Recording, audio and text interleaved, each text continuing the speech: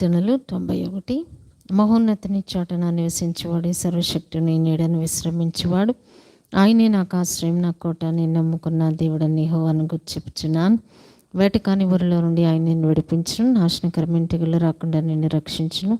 ఆయన తన రెక్కలతో నిన్ను కప్పును, ఆయన రెక్కల క్రింద నీకు ఆశ్రయం కలుగును. ఆయన సత్యము కేడమును డాలునై ఉన్నది. రాత్రి వేళ కలుగు భయమునకైనాను, పగటి వేళ ఎగురు బాణమునకైనాను, చీకటిలో సంచరించు తెగుళ్ళకైనాను, మధ్యాహ్నమందు పాడు చేయి రోగమునకైనా నీ పై పడుకుందో. నీ ప్రక్కన 1000 మంది పడినాను, నీ కుడి ప్రక్కన 10,000 మంది కుళ్ళను, ఆ పై నీ యొద్దకు రాదు. నీవు కళ్ళారా చచ్చిన కాబట్టి నీళ్ళకు ప్రతిఫలం కలుగును.